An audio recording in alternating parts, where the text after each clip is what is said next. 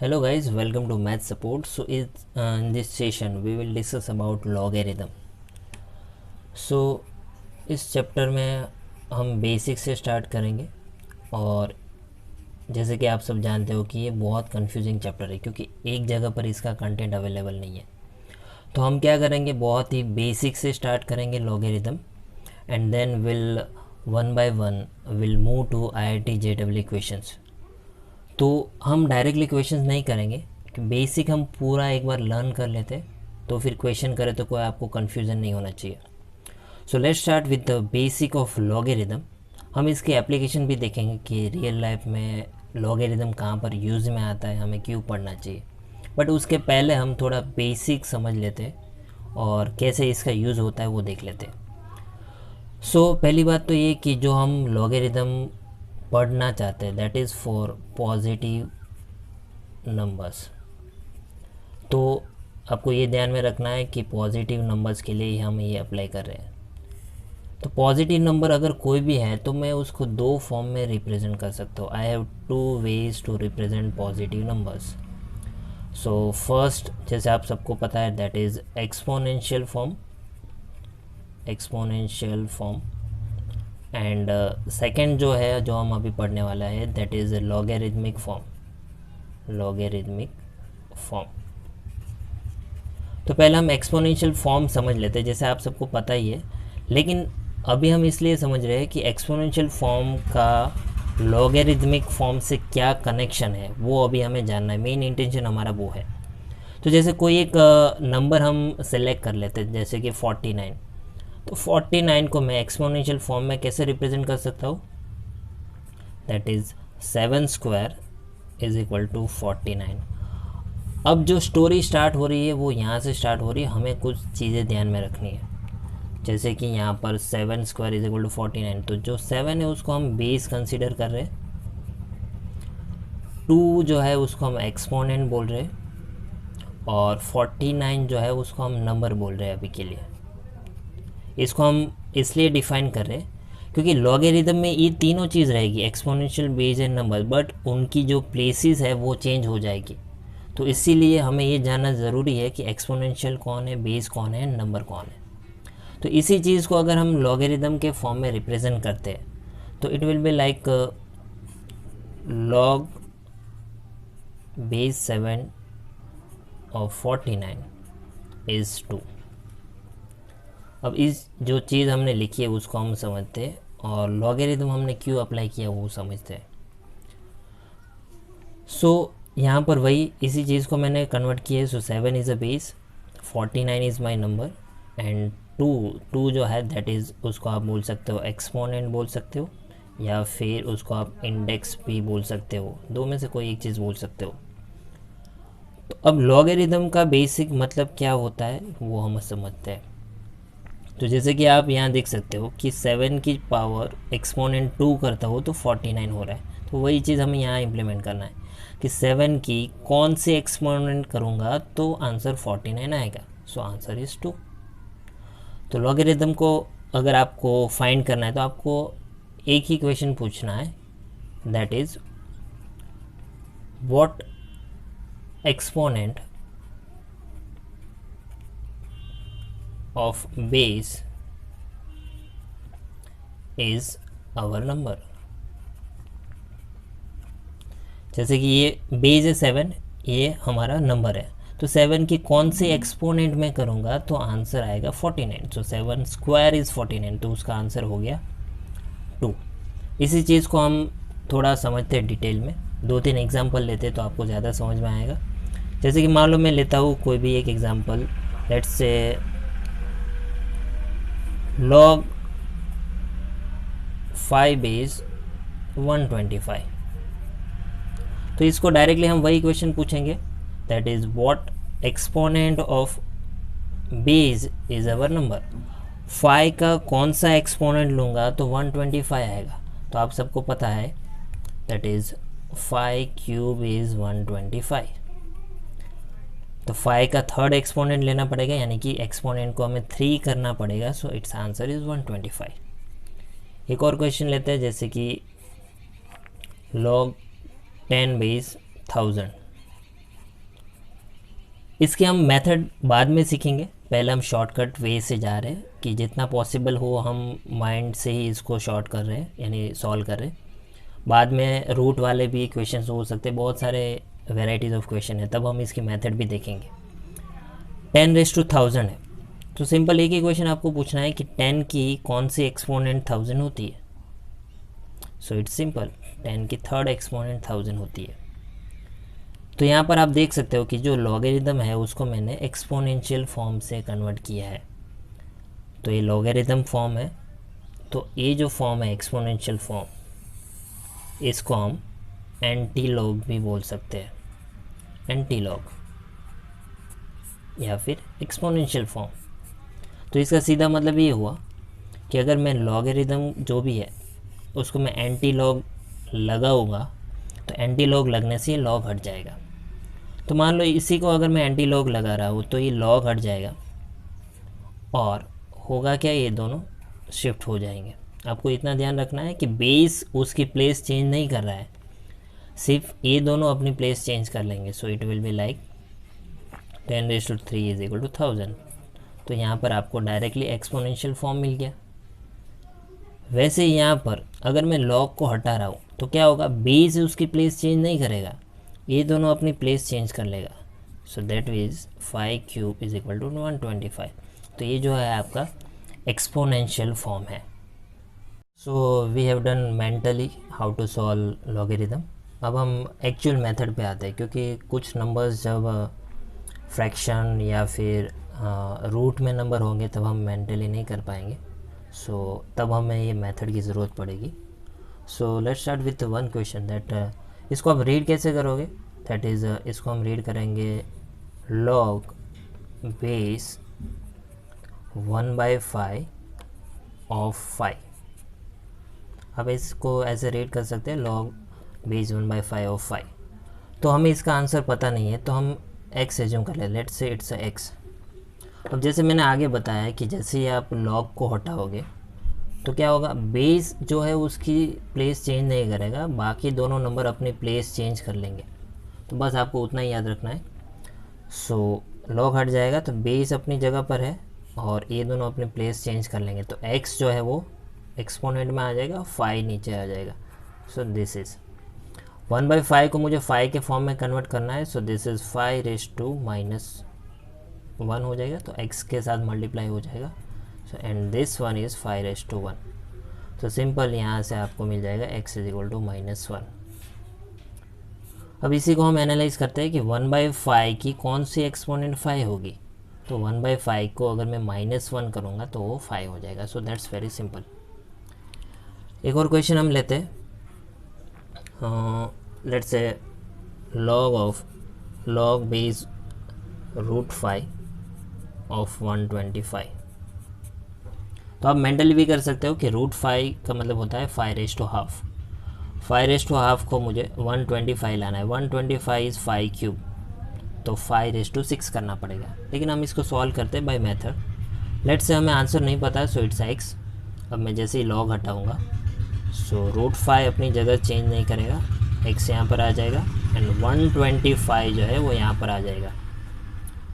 √5 is 5⁻½ तो it will B x/2 and this is 125, उसको मैं 5³ लिख सकता हूँ। सेम नंबर है, बीच में इक्वल टू है, तो डेफिनेटली एक्सपोनेंट भी सेम हो जाएंगे। सो x/2 इज इक्वल टू 3, तो x इज इक्वल टू 6। तो आप मेथड से ऐसे इजीली सॉल्व कर सकते हो। देन एक और क्वेश्चन लेते हैं, थर्ड क्वेश्चन।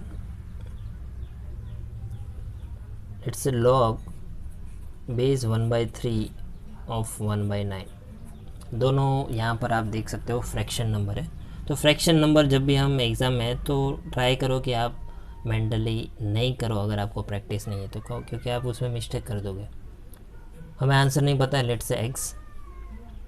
log हटाऊंगा मैं तो बेस अपनी पोजीशन चेंज नहीं करेगा, ये दोनों अपनी पोजीशन चेंज कर लेंगे। So here it's x, here it's 1/9। 1/3 already prime number के फॉर्म में ही है, तो 1/9 हो जाएगा 1/3 होल स्क्वायर। सेम बेस है तो डेफिनेटली एक्सपोनेंट सेम हो जाएगा। सो x इज इक्वल टू 2, तो डायरेक्टली आप फाइंड कर सकते हो। यहाँ से भी आप देख सकते हो 1/3 की कौन सी एक्सपोनेंट 1/9 होगी, तो ऑब्वियसली 1/3 का मैं स्क्वायर करूँगा तो 1/9 आ जाएगा। So that's very simple. Fourth question, log base root 2 of 4।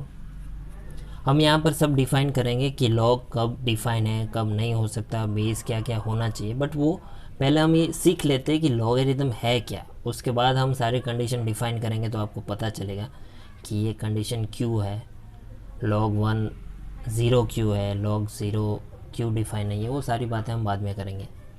सो मान लो इसका आंसर हमें पता नहीं है, let's say it's x, logarithm हटेगा, so √2 raise to x is equal to 4, ये दोनों इंटरचेंज हो गए।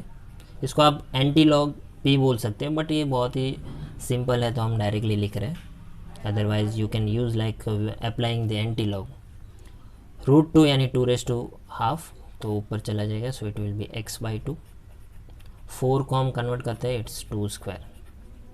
सो डायरेक्टली हम एक्सपोनेंट अब इक्वेट कर सकते हैं, x/2 is equal to 2, hence यहाँ से लिख सकते हैं x इज इक्वल टू 4। तो यहाँ से आप देख सकते हो √2 की आप 2 एक्सपोनेंट करोगे तो 2 आएगा, अगेन 2 करोगे तो 4 आ जाएगा। सो √2 रेज़ टू 4 इज़ 4। तो आप जितनी ऐसे ट्राई करोगे, 10-15 क्वेश्चन ट्राई करोगे, उतना ही आपको मेंटली कर पाओगे। तो बेसिक आपको लॉगरिथम का मतलब आना चाहिए कि जैसे हमने आगे डिफाइन किया था व्हाट इज़ लॉगरिथम। तो बस आपको एक ही क्वेश्चन पूछना है कि √2 जो बेस है उसकी कौन सी एक्सपोनेंट 4 होगी, तो इससे आप मेंटली क्वेश्चंस कर पाओगे। सो हमने लॉगरिथम का बेसिक कैसे वर्क करता है वो देख लिया है। Now we will discuss about real life application of logarithm, कि जैसे कि मैंने बोला था कि पहले हम बेसिक देखेंगे फिर उसकी एप्लीकेशन देखेंगे। तो हम यहाँ पर एक एप्लीकेशन देखेंगे, और एप्लीकेशन देखने का मतलब ये है कि वहाँ पर सिर्फ लॉगरिथम ही चलेगा, अगर वो नहीं होगा तो हमें बहुत सारी दिक्कतें आ सकती है। तो वही चीज़ हम देखते हैं। जैसे आप सबने नाम सुना होगा, दैट इज़ रिक्टर स्केल, कि कहीं पे भी अगर अर्थक्वेक होता है, जैसे मान लो कहीं पे भी अर्थक्वेक होता है, तो हम अर्थक्वेक या वाइब्रेशन जो है वो इस स्केल की मदद से मेज़र करते हैं। तो मान लो 3 सिटी है हमारे पास, 3 सिटी या फिर स्टेट मान लो हमारे पास है गुजरात,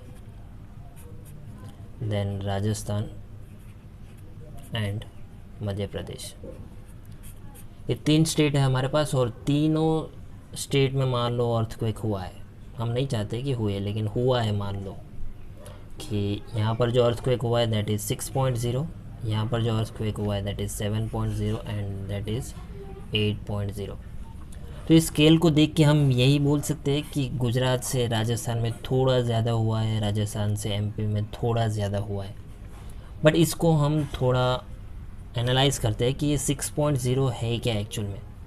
तो ये जो है वो लॉगरिथम बेस होके आया है, यानी कि 6.0 is the value of log 10 base m।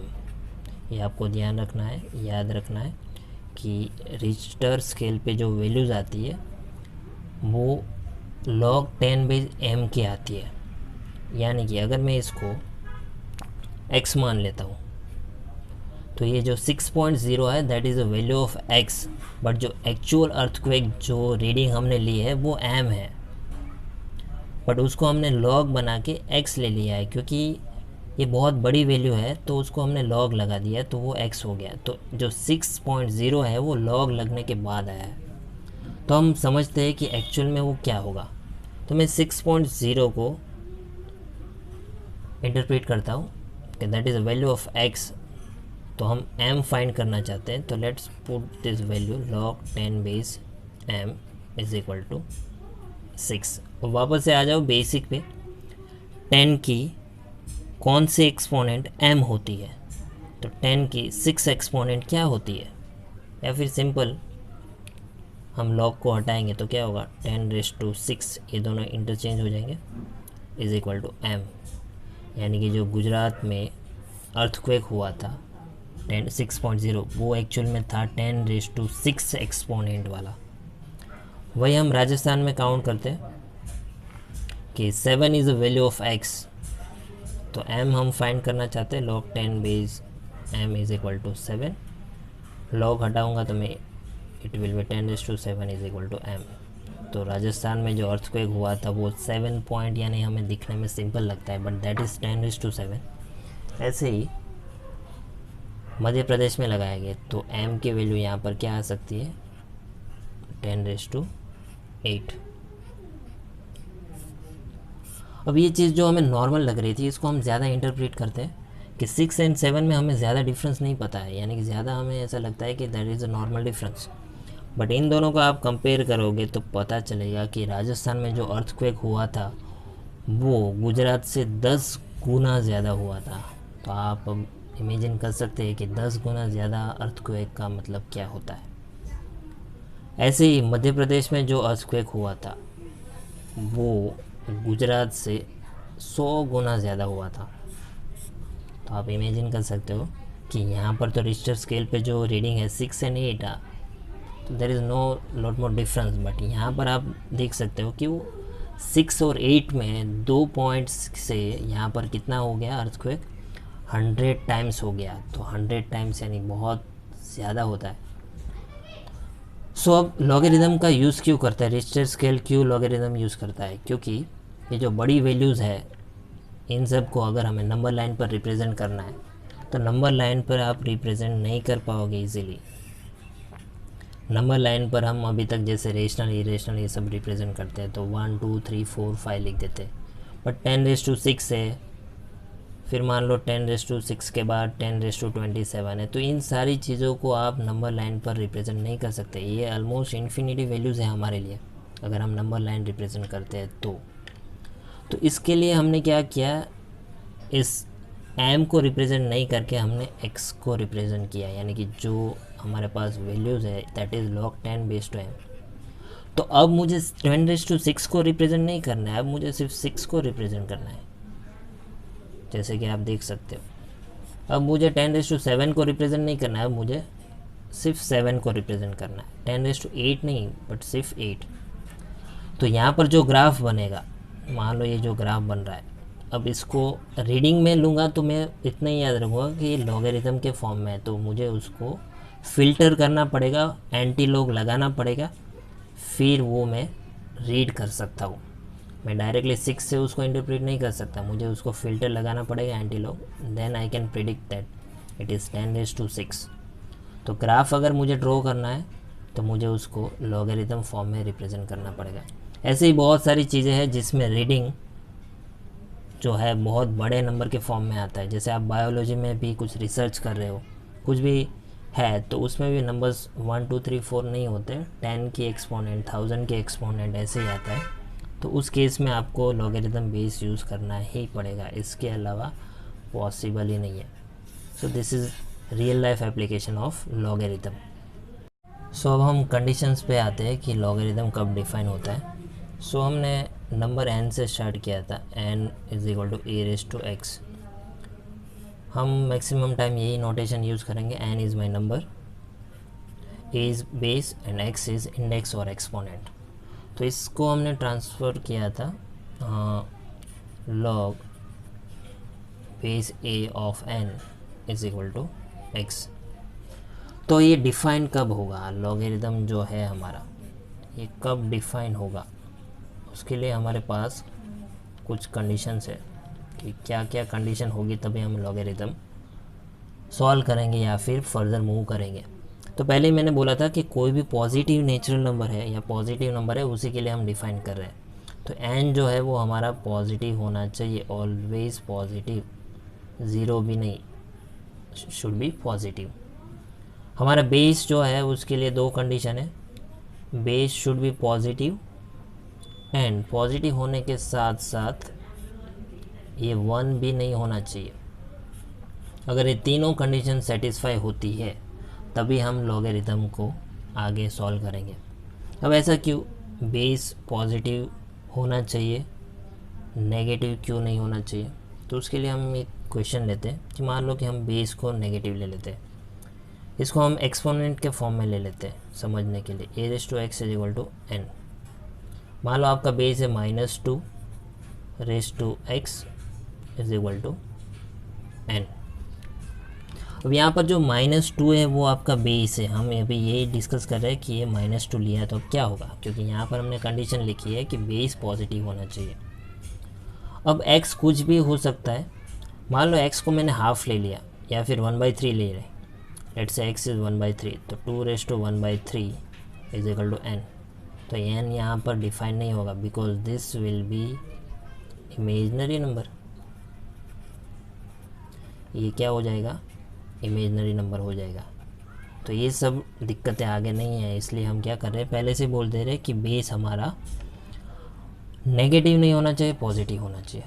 दूसरी चीज़, बेस हमारा 1 नहीं हो सकता, तो उसके लिए भी हम एक एग्जांपल देखते हैं कि अगर 1 हुआ तो क्या होगा।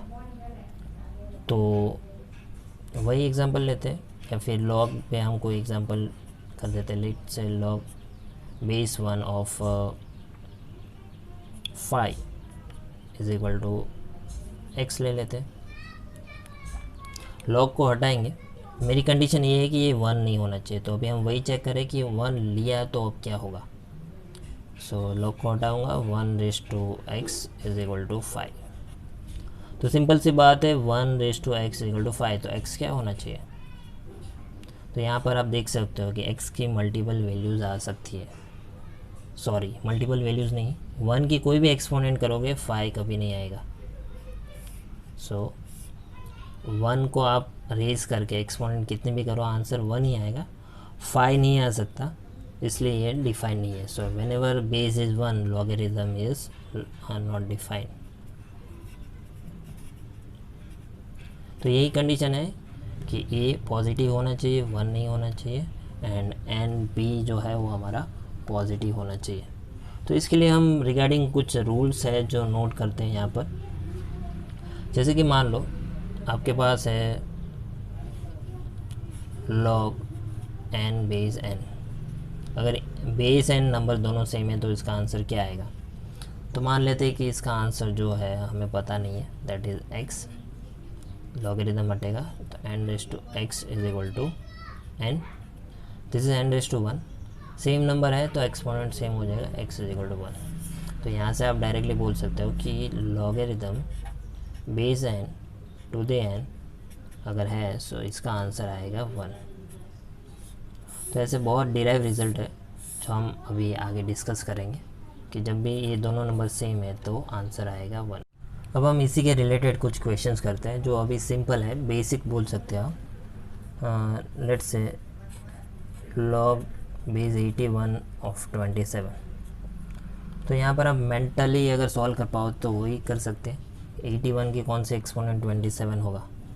तो पहले हम x मान लेते हैं, लॉग हटेगा तो ये दोनों इंटरचेंज हो जाएंगे। So 81 raise to x is equal to 27। Directly comparison नहीं कर सकते तो इसको हम कन्वर्ट करते हैं प्राइम नंबर के फॉर्म में। 81 is 3 raise to 4 into x and 27 is 3 raise to 3। तो बेस सेम हो गया तो 4x इज इक्वल टू 3, तो आपका x आ जाएगा 3/4। This is very simple problem. एक और क्वेश्चन लेते हैं। Let's say log base 1/3 of 9√3। इसका आंसर हमें पता नहीं है, हम x एज्यूम कर लेते हैं, लॉग को हटाएंगे। So 1/3 raise to x is equal to 9√3 to 1 बोल सकते हैं। इसको हम बोल सकते हैं 3 raise to -x and this is 9 is 3 square, √3 is 3 raise to half. इसको हम ऐड कर सकते हैं 2 plus half that is 5/2। So this is 3 raise to 5/2 and this is 3 raise to -x। Base same हो गया तो हम एक्सपोनेंट को कंपेयर कर सकते हैं, तो x इज़ -5/2। तो आप यहाँ देख सकते हो कि जो हमारा लॉगरिथम है, कौन सा लॉगरिथम है हमारा, जो स्टैंडर्ड फॉर्म हमने एज्यूम किया था log a n is equal to x। तो जितने भी कंडीशंस है हमारे पास वो सिर्फ a एंड n के लिए है। x आपका कुछ भी हो सकता है, नेगेटिव, पॉजिटिव, फ्रैक्शंस।